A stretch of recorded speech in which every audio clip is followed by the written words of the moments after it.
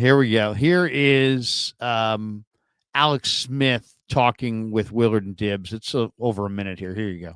To see what he's done, it honestly, it's the best story in the NFL, the best story in football, one of the best stories in sports, and it's the real deal. Brock is the real deal. Like, I mean, I think for everybody out there trying to say he's a product of the situation, listen, is Kyle a great offensive coordinator? Of course. Are there great weapons there? Yes, but they're half the league you could say that about. Listen, you go into every, not just the main stats, you go into the deep kind of, some of these more underlying stats for, accuracy, throwing under pressure with a defender in proximity of him, passing outside the pocket, throwing the ball downfield. I mean, Brock was number one in the NFL in about every category there was. This guy does it all, and then you just turn on the tape, and the eye test, he passes it as well. I mean, this guy I think plays with more courage in the NFL than about any quarterback. And that's saying a lot. I mean, he's not a big guy, but man, he stands in there, and that's something you just can't coach. I'm sorry, like you guys have it or they don't. You can look good in shorts and throw it all around the yard, but when you put the pads on and 350 pounders are bearing down on you, to have that kind of courage and stand in there and still have the poise and accuracy to keep his eyes downfield, again, it's just a really, really rare. And obviously, he can process and he can hit his spots. So man, he's going to be playing a long time at a high level. He's got that in him, and obviously, it's just so rare to have for a guy to have dropped that far in the draft. And, I think so many people just can't get over the fact that it doesn't add up for him, right? He's not 6'5". He's not throwing it 80 yards. Like, they don't have the measurables. They can't quantify it. But in the end, that's not what playing quarterback's all about anyway. And again, it's about accuracy and processing and toughness. And this guy has all those things. And so I certainly love contradicting. There's a lot of people out there that love to hate on him and knock him down. But man, it's he is the real deal, and incredibly happy for him. And it couldn't be to a better kid, man. This guy's as humble as they come and just has a great, quiet confidence about him. To see what he's. Yeah, so there you go, and a long quote there from Alex Smith on Brock, and it's so they have Alex on. He's talking about Brock, and he says all those great things, and you know what? The thing that I took away from that is that last part where he's like, "Hey, look, playing quarterback in the NFL, it's about accuracy, processing, and toughness." We were talking before about Trey Lance. Trey Lance doesn't have the accuracy. He doesn't process what he sees fast, but he has tremendous toughness. But over time, he's going to process a whole lot better.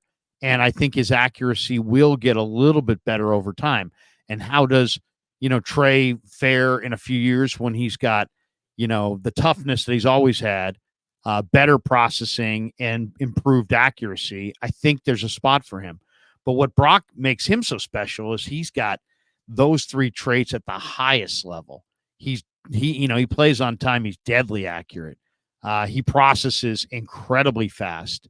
And as you heard there from Alex Smith, this guy is a tough son of a gun. And, it's funny because the interview went on and they asked him about some other things. He talked about how Trent Williams is a great leader. They played together in Washington. He talked about how he's pain-free in his leg, even though he's got to do a number of things every day to make sure that he stays pain-free in the leg. But that was good to hear because he obviously suffered, for all of you who don't know, a terrible leg injury with the Commanders, which was inspiring to see him come back from, but ultimately it cost him his career. But then Willard doubles back and he's like, so, one more on Purdy. And he's like, would you, and basically the elite question comes up, like, would you consider him elite? And Alex is like shocked that, because he had already said all the stuff he had just said right there about Brock. And he's like, oh yeah, he's elite. Yeah. I mean, and then he went on to say, he's got a great balance of, perspective and maturity, and he was ready for his opportunity and he's made the most of it, and he's focused and he's goal driven. And you heard him say there, Brock Purdy was, top 3 basically in every major quarterback statistical category as a second year player. But, and Smith seems to feel like what really sets him apart is that he has more courage in the pocket than any other quarterback in the league.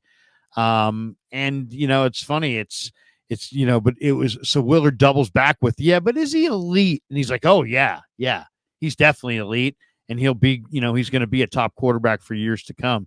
And it's funny because it's like to hear, and you heard Alex there say, Damon, I like to push back because there's an awful lot of people that love to crush Brock Purdy, and Alex loves to use his, NFL experience to kind of put those people in his place by being able to verbally describe why Brock is such a elite prospect at this point.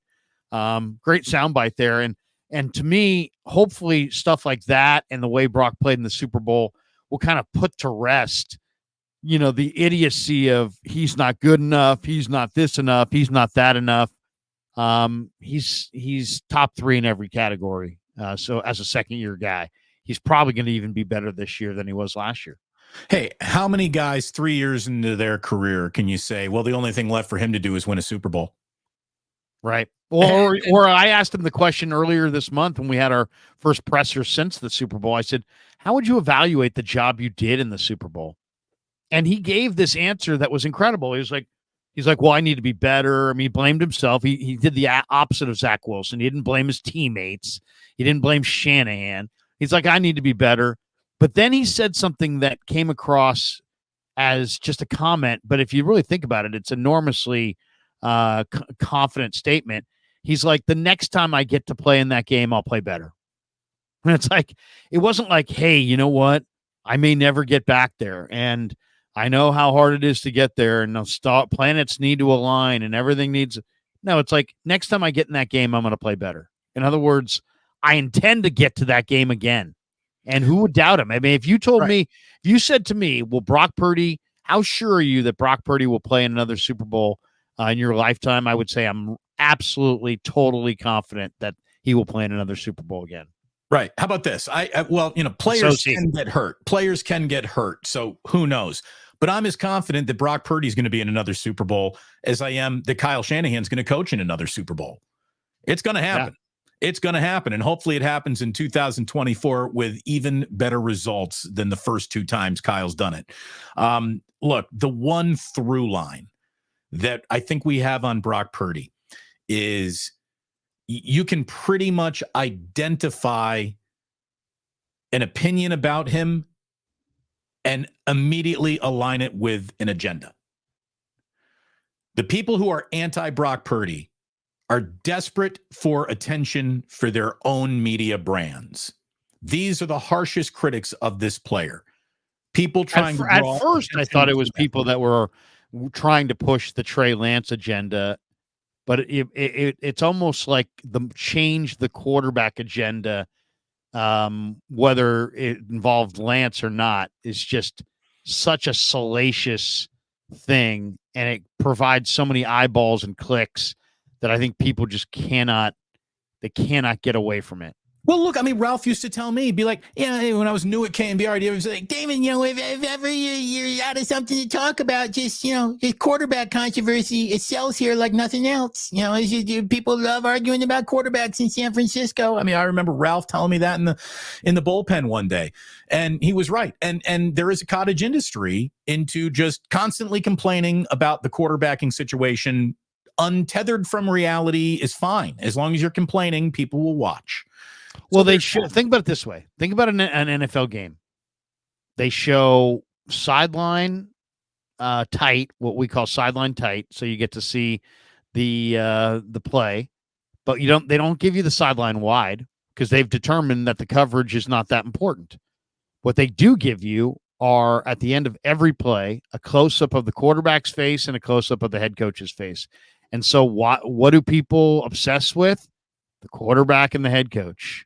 So if you want to talk football and you want to appeal to the most number of people, they see the quarterback face, they see the head coaching face, so they can't get beyond, Shanahan sucks. Really? Okay. Right. Know, yeah, I mean, and you see it. I mean, you see it in your comments. I see it in my comments. There'll be somebody who's like super wed to YouTube, and they watch so much YouTube, and it's like, and we love them for it.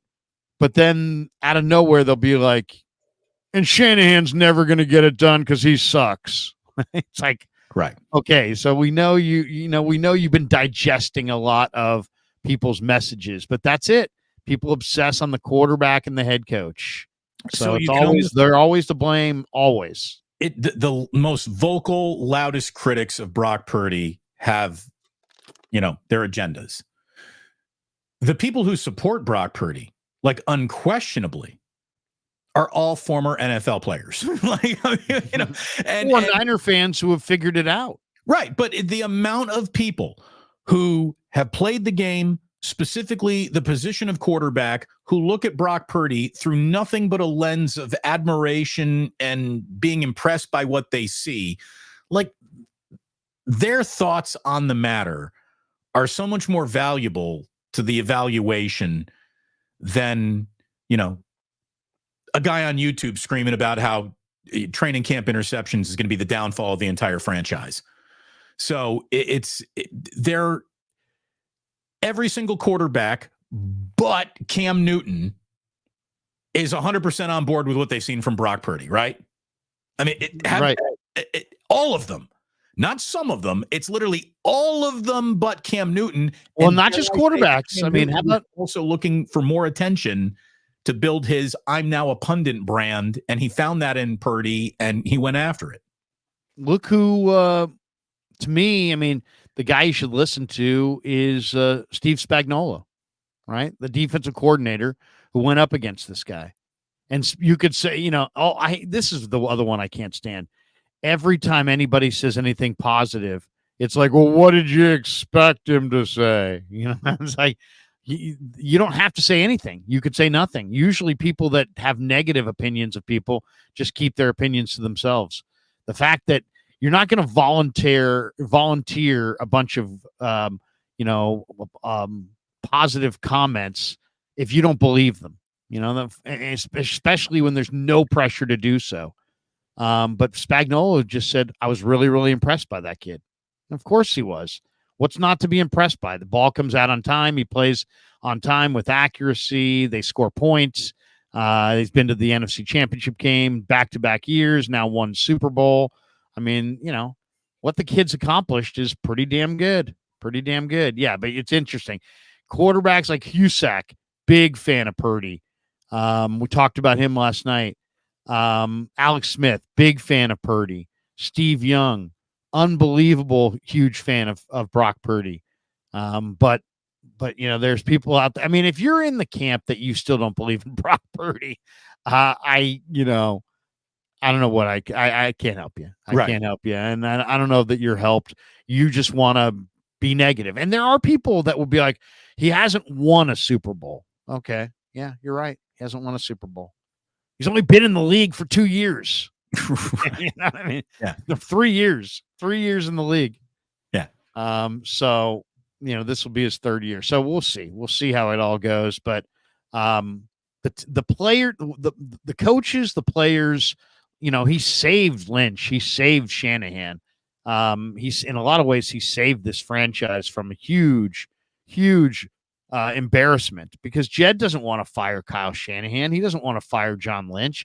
But if they had gone for Trey Lance and missed on Trey Lance and there was no Brock Purdy and they were just stammering around without a quarterback after having missed on Trey Lance, there'd be a whole hell of a lot more pressure on Kyle Shanahan and John Lynch today than there currently is. Most franchises just don't get to blow past what is clearly the single worst decision they have ever made. And the 49ers get to walk past it whistling in the woods because they got Brock Purdy. So, and a great roster around Brock Purdy. I mean, yeah. John Lynch. Yeah, I mean, and think about it. John Lynch took McGlinchey in the first round, Reuben Foster in the first round, Solomon Thomas in the first round. They have Trey Lance in the first round. They have not done well in the first round for the most part, top to bottom under Lynch. I mean, but Bosa was a pick that picked himself. He was the second pick overall. But I mean, they have not hit in the first round, but John Lynch is still got a job and in a contract extension, and he's very highly thought of because they have hit on day 3 and they hit with Purdy. And if they hadn't, maybe they'd be out by now.